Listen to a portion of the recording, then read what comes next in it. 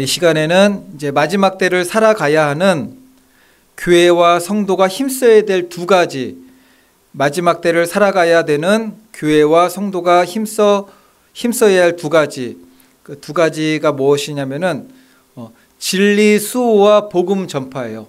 진리 수호와 복음 전파. 지금 우리가 살고 있는 이 시대는 이제 모든 것은 점점 막 발달해 가고 있어요.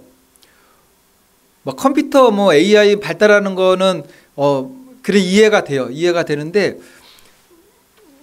유튜브 보니까는 로봇들이 나와가지고 예전에는 뭐 같은 거 이렇게 이런 거 있잖아요. 로봇가 뭐 이런 게 아니더라고. 이제 이거는 로봇 춤이 아니에요. 이게 아니고 사람처럼 움직여요. 사람처럼 움직이고 앞으로도 막 돌더라고요. 앞으로도 돌고 뒤로도 돌고 물구나무 쓰고 그러는데 중심을 사람처럼 다 잡아요. 그냥. 그러니까는 체조 선수들처럼 막 돌기도 하고, 그러니까 무서운 시대죠. 거기다가 이제 로봇 춤은 이게 아닙니다. 이게 그냥 사람하고 똑같아요. 거기다가 표면만 딱 입혀놓고 음성도 잘 모르겠더라고요. 보면 지금은. 예전에는 음성이 로봇 음성이 나왔는데 지금 사람 목소리를 입력시키면은 내 목소리로 다 나오게 할 수 있다면서요. 그러니까는 구분이 안 되는 그런 시대가 되었어요. 너무나 발달했죠. 하지만 영적으로는 너무나 혼탁한 시대가 되었다라는 겁니다. 지금 우리는 그러한 시대를 살아가면서 무엇을 바라보며 이게 살아가야 되는가, 우리의 목표와 목적지는 무엇이 되어야 하는가라는 겁니다. 세상은 점점 진리는 점점 무시돼 갑니다. 그리고 자신의 생각과 사욕을 채우는 것이 진리가 되어버렸어요. 내 욕심, 내 사욕, 뭐 부를 이루고 자라가는 것이 진리가 되어버렸습니다. 그런 시대가 되었죠. 얼마 전에 교황이 죽었다면서요. 그걸 모르고 살았는데 죽었대요. 교황, 뭐 카톨릭, 예수 그리스도의 복음하고는 전혀 상관없는 겁니다. 요한계시록에서 말씀하는 적그리스도 세력이에요. 음녀입니다. 그러니까는 교황이 죽었다고 뭐 슬퍼하고 전혀 그거는 성경적이지가 않는 거예요. 그냥. 어쨌든 그러면 오늘 말씀에서 사도 바울은 디모데에게 마지막 권면을 통해서 마지막 때에 무엇을 붙들어야 되는지 이제 그것을 교훈합니다. 이제 첫 번째로 살필 것은 진리가 외면당하는 때가 반드시 온다라는 거예요. 예수 그리스도의 복음, 참된 교회가 이제 핍박받고 배척받고 사라지는 시대가 반드시 옵니다. 이제 3절 말씀 한번 보겠습니다. 3절 다 같이 한번 읽어보겠습니다. 때가 이르리니, 시작. 때가 이르리니 사람이 바른 교훈을 받지 아니하며 귀가 가려워서 자기의 사욕을 따를 스승을 많이 두고, 4절에서는 또 그 귀를 진리에서 돌이켜 허탄한 이야기를 따르리라. 이 말씀은 오늘날 우리가 사는 이 시대를 정확하게 진단하는 말씀입니다. 많은 사람들이 더 이상 하나님의 말씀이 진리라고 귀를 기울이지 않아요. 대신에 어떤 말씀을 듣고 싶죠? 내가 듣고 싶은 말씀, 내가 듣고 싶은 교훈, 내가 듣고 싶은 신앙의 말, 그거에 귀를 기울이는 시대가 되었다라는 거죠. 진리보다는 이제 감성과 감정을 의지하고 하나님 뜻보다는 내 뜻과 내 만족이 더 우선시되는, 지금 이 시대에도 교회가 막 부흥하는 교회들이 있더라고. 보니까는 부흥하는 교회들이 있어요. 유튜브에 이제 저는 기독교 채널들을 이렇게 그냥 뭐 이렇게 많이 클릭해 보니까는 막 부흥을 엄청 하더라고. 보니까는. 근데 예전 교회 그런 거랑 좀 다른 것 같아요. 예전에는 하나님께서 한국 교회를 주도하셔가지고 전체가 부흥하는 시대가 있었어요. 그와 함께 그래도 은사가 있으시고 하나님께서 귀하게 쓰시는 분들의 또 이렇게 성장하고 성도님들이 바르게 모이는 교회들이, 그 교회의 특징은 뭐였냐면은 하나같이 목사님들이 말씀을 잘 전하셨어요. 정말 목사님들이 말씀을 잘 전하시고 교회가 거의 비슷했어요. 성도님들이 전도에 막 힘써가지고 이렇게 막 부흥하는 거였어요. 그렇게 목사님은 말씀을 잘 전하시고 성도님들은 이게 뭐 옛날에 막 전도대들이 막 많았잖아요. 길에도 많고 노방전도도 많이. 그래서 부흥하는 그런 시대였는데 지금 부흥하는 교회들은 많이 좀 다르더라고요. 보니까는 그런 게 아니에요. 그리고 예배가 부흥하는 교회들 보니까는 새벽 예배가 없더라고요. 다 새벽 예배 없어요. 그리고 주일 오후 예배 없는 교회, 부흥하는데 주일 오후 예배가 없더라고요, 보니까는.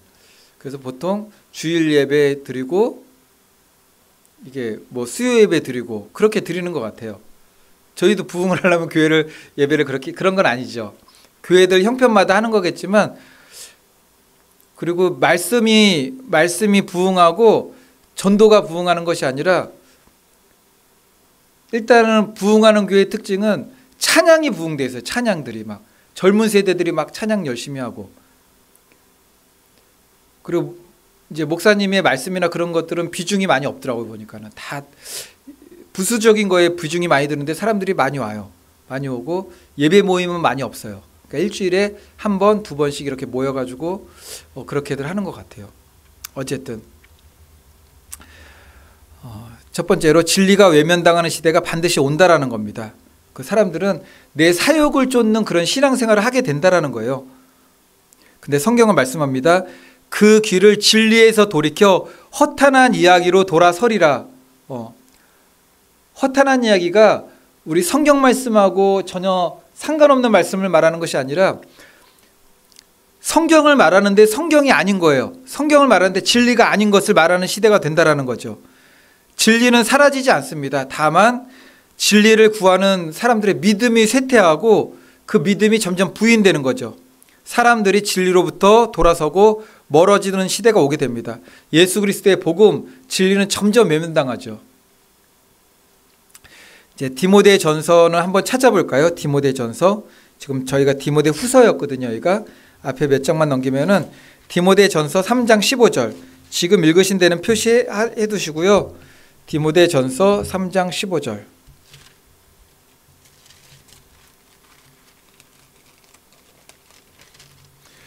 교회를 뭐라고 성경은 정의하느냐면은, 만일 내가 지체하면, 다 같이 읽겠습니다. 디모데 전서 3장 15절. 시작. 만일 내가 지체하면 너로 하여금 하나님의 집에서 어떻게 행하여야 할지를 알게 하려 함이니 이 집은 살아계신 하나님의 교회요 진리의 기둥과 터니라. 아멘.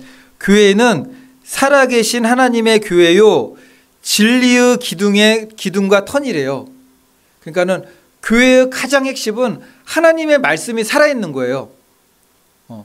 그냥 진리가 전해지고 진리가 흘려보내지고 복음이 전파되는 곳, 그게 교회의 첫 번째 사명이라는 거죠.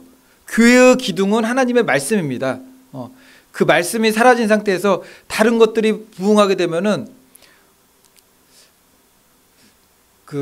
제가 한번 그때도 보여드린 적이, 그건 동영상으로는 안 보여드렸던 것 같은데, 교회 이름만 딱 감춰놓으면은 이게 엄청나게 대형교회예요. 대형교회. 대형교회요. 대형교회가 아니라 대형 이단교회죠. 대형 이단교회. 추수감사절 사진 한번 제가 보여드린 적 있었죠. 엄청나게 막 해놓고 찬양도 하고 막 찬양도 뭐 굉장히 화려하게 하고 가사도 다 똑같아요. 근데 말씀이 다른 거죠. 아마 그분이 이름이 생각이 안 나네요. 성범죄 때문에 감옥에 갔다가 거기서 이제 나이 들어가셔서 감옥에서 죽었던 것 같아요. 그 딸이 또 하더라고요. 보니까 딸이. 그래서 제가 설교를 듣다가 좀 깜짝 놀랐어요. 왜냐면은 설교를 쭉 당겨서 중간에 딱 봤는데, 중간에 들었는데 설교를 너무 잘하는 거예요. 성경 말씀대로 너무 잘하는 거예요.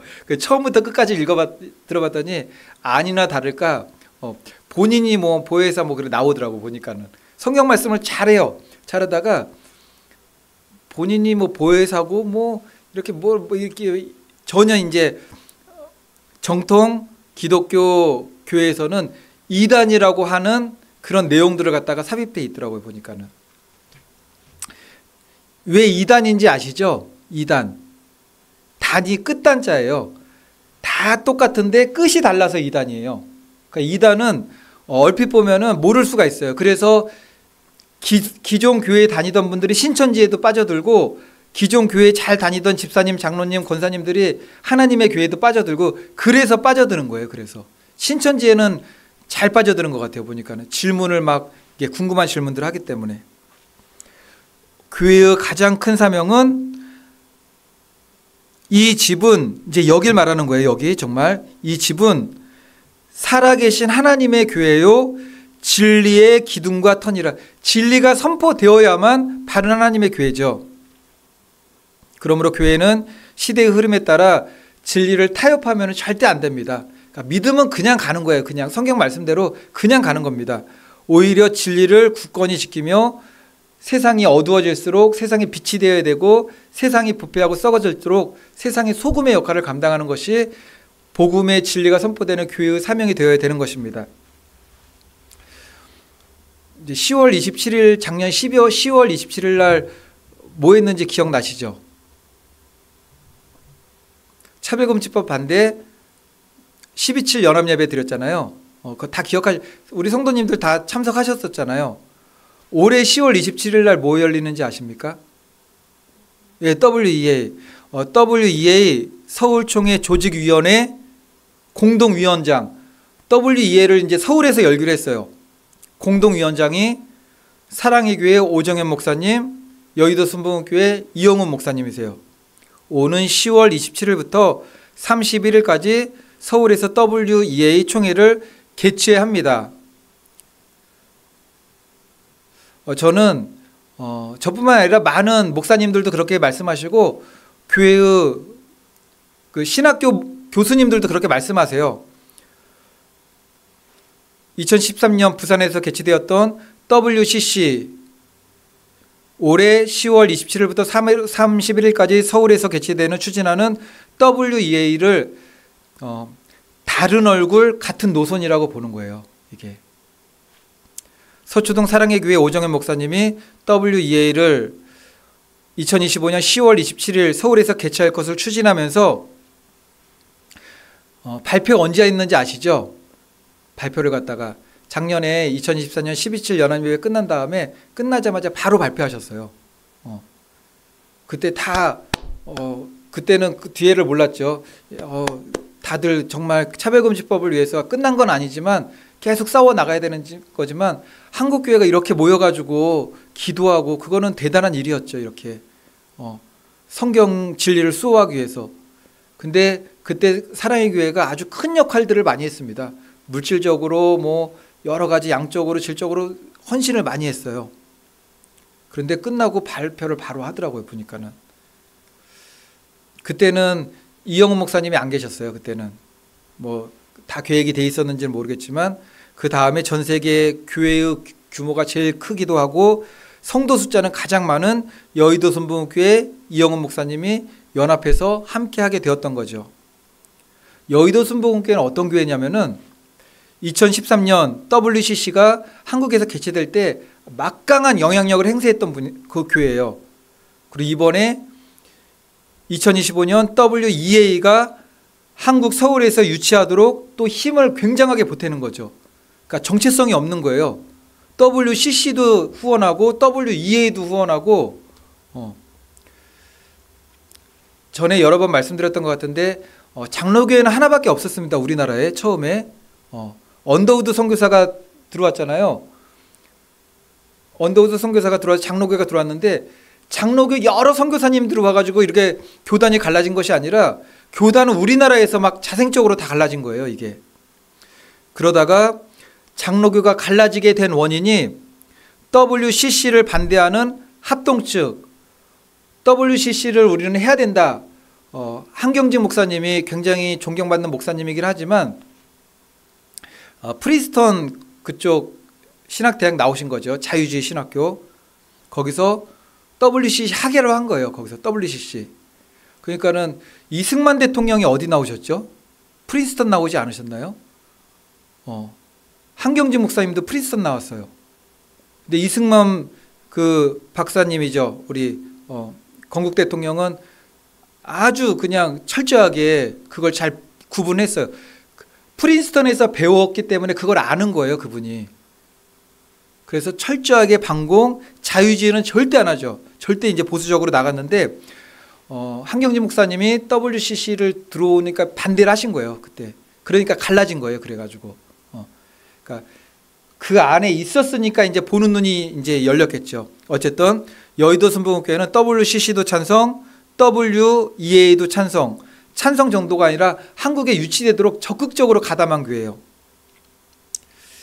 지금 WEA를 2015년 이제 10월 달입니다. 서울 개최를 추진하는 사랑의 교회는 합동교단이 합동교단. 그리고 명성교회는 통합교단이고, 그래서 원래는 합동하고 통합교단은 교회들이 서로 만나지를 않았어요. 처음에 갈라질 때는 WCC 때문에 해봤기 때문에. 그래서 우리나라 이상한 전통이 지방에서 이사 오거나 다른 동네로 이사 가면은 교회 나가가지고 여기 합동이에요, 통합이, 그걸 물어봤던 거예요. 그거를 갖다가 합동 다니던 사람은 다른 데로 멀리 이사 가면 이제 교회 못 나가니까는 새로운 교회를 다녀야 되는데 어느 교회인지 모르니까는 합동교단만 다녀야 되는 거예요. 통합교단이라고 그러면 그 교회 안 가기 다른 교회에 가는 거죠. 그래서 이제 교단 마크들이 막 생긴 거예요. 교단 마크들이 이제 바깥에서 교단 마크 보면은 딱 아는 거죠. 이게 십자가에다가 이렇게 네모난 게 이렇게 돼 있는 게 합동교단, 그리고 한국 지도 그려져 있는 게 통합교단이에요. 통합교단이고, 저희 예장교단은 저희 보이시죠? 저희 주보에도 실어놓은 거, 그게 교단 마크예요. 어쨌든 그렇습니다. 그렇다고 사랑의 교회가 합동교단이에요. 그렇다고 합동교단이 WEA를 다 찬성하느냐? 지금 합동교단 안에서 아주 이게 찬반 여론으로, 이게 논란으로 이게 좀 심각합니다. 합동총회 안에도 여러 노예가 있죠. 저도 노예에 소속돼 가지고 가끔 노예 나가잖아요. 합동에도 노예가 있는데 대표적으로 합동총회 한북노예는 WEA의 총회 목회자들이 참석, 지지, 후원하는 것을 금지했어요. 그냥 합동노예 안에 한북노예라고 있는데 WEA 참석 절대 안 돼. 그냥 아예 그냥 그걸 통과를 시켜버렸습니다. 뿐만 아니라 합동 측 학교인 총신대학교 교수들 중에도 WEA를 반대하는 분들이 여러 분 계세요. 대표적으로 문병우 교수님, 총신대학교 신학대학원 조직신학 교수님입니다. WEA가 로마 카톨릭과의 신학적 일치와 에큐메니칼 활동에 적극적이며 이는 신복음주의적 성향으로 개혁주의 신학과 상충된다고 주장합니다. 지금 제가 거기 신학원을 다니잖아요. 대학원 거기가 개혁주의 신학교예요. 그러니까는 우리나라 크게 개혁주의하고 복음주의가 있습니다. 둘 다 하나님을 인정하지만 성향은 많이 다르죠. 개혁주의가 보수주의라면은 복음주의는 굉장히 진보적인 거예요. 개혁주의는 총신대학교, 그리고 대한신학대학원대학교, 그리고 고신대학교, 실천신학대학원대학교, 뭐 이제 합동신학대학원 그런 곳들이에요. 그러니까 굉장히 성경대로 보수적으로 하는 교회들이죠. 거기는 그에서 조직신학 교수님이 WEA는 로마 카톨릭과의 신학적 일치와 에큐메니칼 활동에 적극적이라서 우리는 같이 가면 안 된다는 거죠. 그러니까 WEA와 함께하면은 카톨릭과 통합된다, 이제 그 얘기를 하신 거예요. 전 총신대 조직신학 교수님이었던 서철원 교수님, WEA가 로마 카톨릭, WCC, 유대교 등과의 연합을 시도하고 있대요. 그러니까는 개혁주의 신학과는 맞지 않는다예요. 개혁주의 신학과는. 개혁주의 신학이 탄생은 저기서부터예요.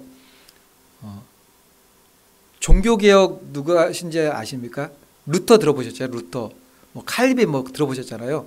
그러니까 카톨릭으로 오다가 이거 아닌 거잖아요. 성경도 못 읽게 하고 뭐 헌금 많이 하면 뭐 지옥에서 뭐 다시 뭐 천국으로 갈 수 있고, 루터가 종교개혁을 일으켰는데 그때 이제 개혁주의 신학이 그때 이제 일어나게 된 거죠. 그게 개혁주의 신학이에요.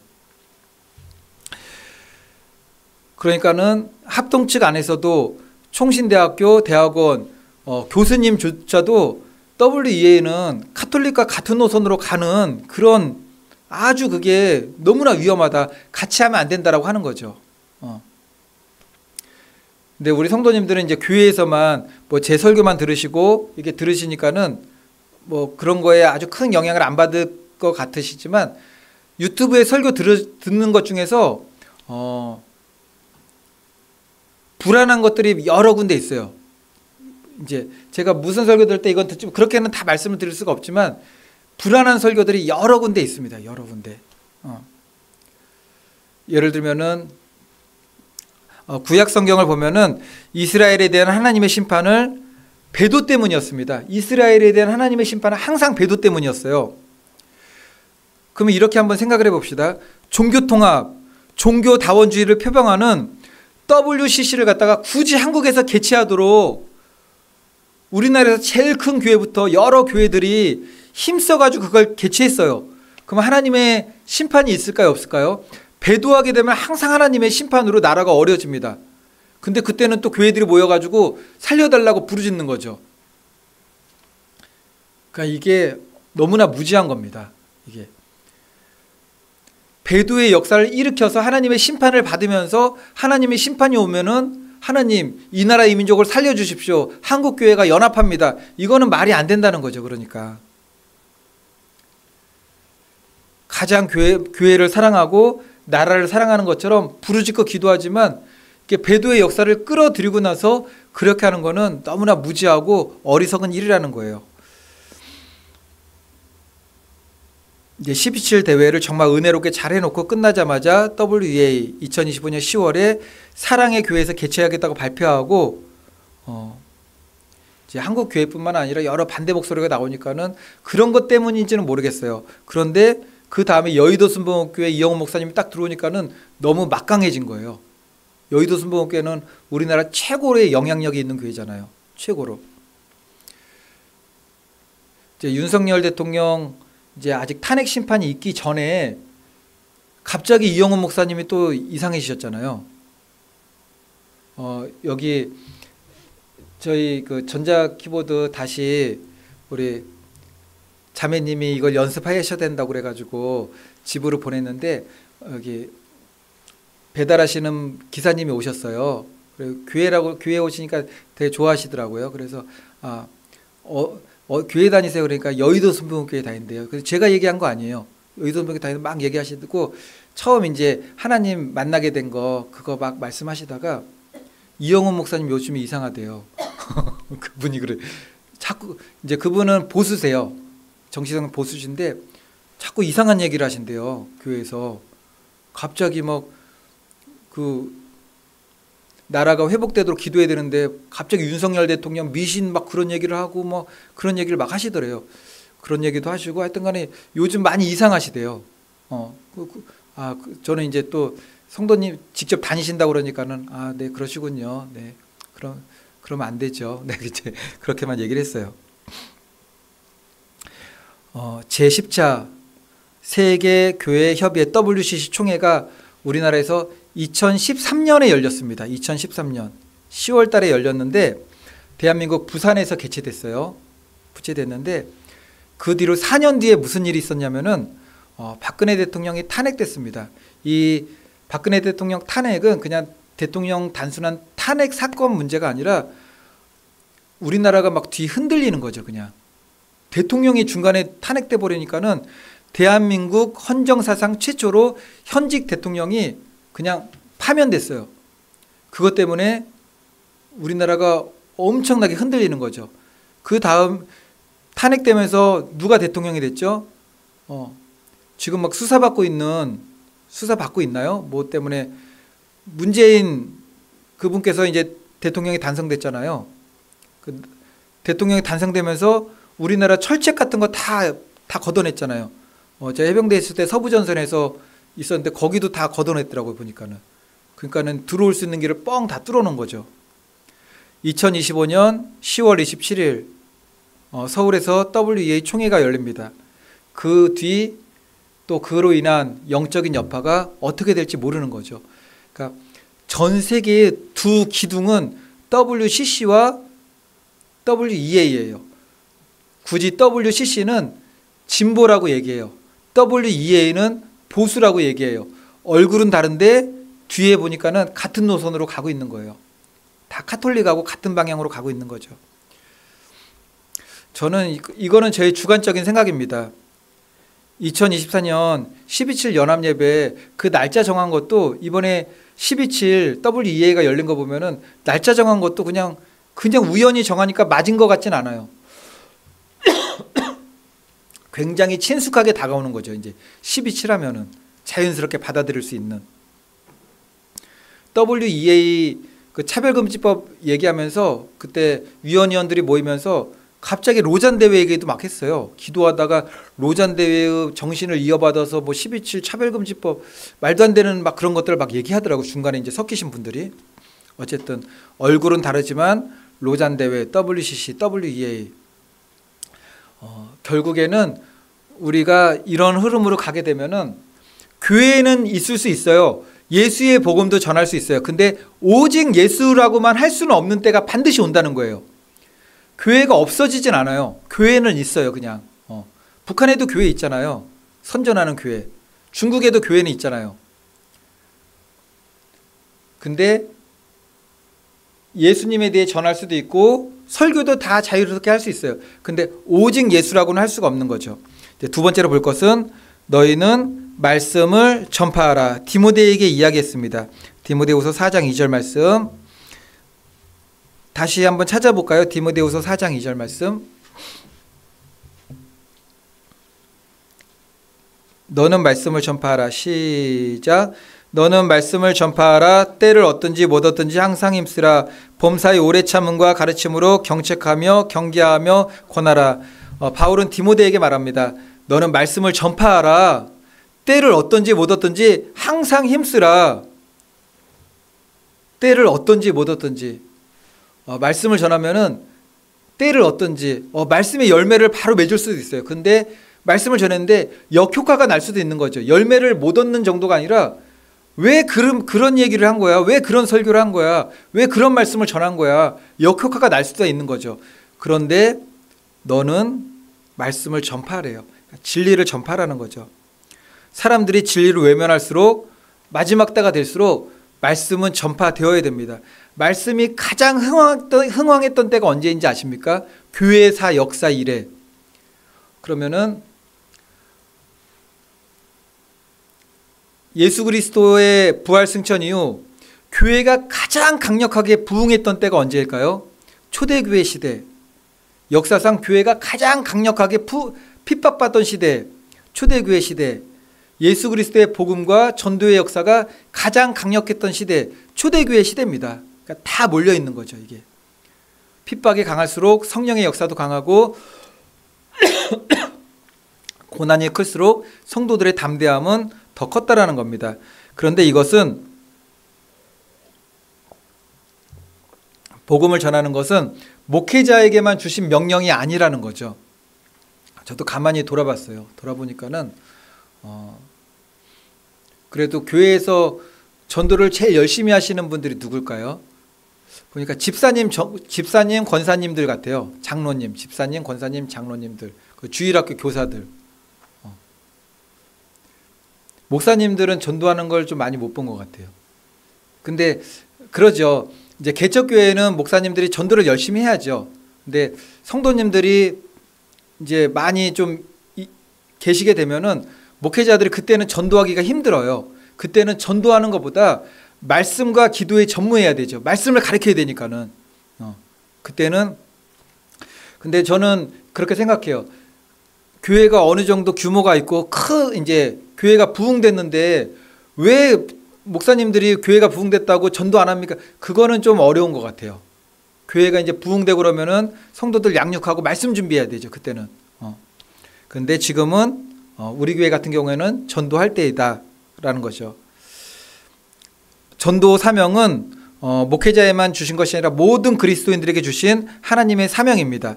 때를 얻든지 못 얻든지 환경과 상황이 어떠든지 복음의 증거자로 살아야 된다라는 겁니다. 이제 5절 말씀 보겠습니다. 5절 말씀 다 같이 읽어볼게요. 시작. 그러나 너는 모든 일에 신중하여 고난을 받으며 전도자의 일을 하며 내 직무를 다하라. 아멘. 복음을 전하는 것은 결코 쉬운 일이 아니라는 거죠. 왜냐하면은 고난을 받으며 그래요. 고난을 받으며 전도하게 되면은 다양한 사람들이 있을 거예요. 가장 좋은 거는 예전에 이제 교회를 다니다가 무슨 어려움 때문에 못 다니다가 야 전도지를 받고 야 교회 나가봐야겠다 이렇게 출석하시는 분들이 있으면 너무나 감사한 일이고, 불신자였지만 복음을 듣고 예수님을 믿게 되면 그 일도 감사한 일이겠지만 정말 기독교인들을 싫어하고 성경을 싫어하고 하나님이라고 막 치를 떠는 사람들은 막 핍박을 할 수도 있는 거죠. 막 다시는 오지 말라고. 그럴 수도 있는 겁니다. 고난을 받으며 전도자의 일을 해야 된다라는 겁니다. 그러니까 진리는 항상 고난과 함께 가는 거죠. 하지만 그 고난이 헛되지 않습니다.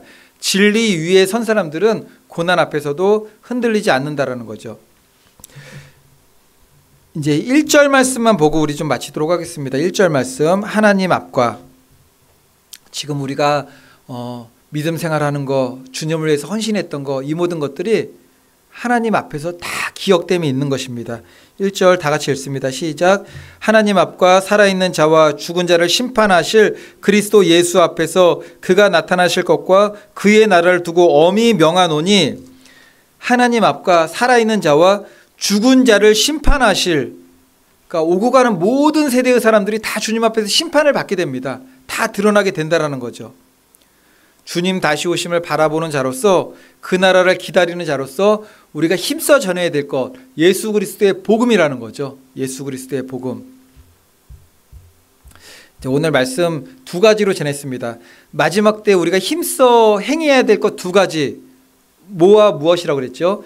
진리의 수호와 복음 전파. 그러니까 진리 붙드는 것, 끝까지 오직 예수라는 진리 붙드는 것과 복음 전파. 바라기는 저와 성도님들 모두 우리 오직 예수 교회잖아요. 오직 예수 교회. 어떻게 보면은 이름이 좀 강한 면도 있는 것 같아요. 오직 예수 교회. 같은 믿음의 사람들이 듣기에는 참 좋은 이름이죠. 오직 예수 교회. 어쨌든 강한 이름이에요. 강한 능력에 나갈 수 있는 교회가 되었으면 좋겠습니다.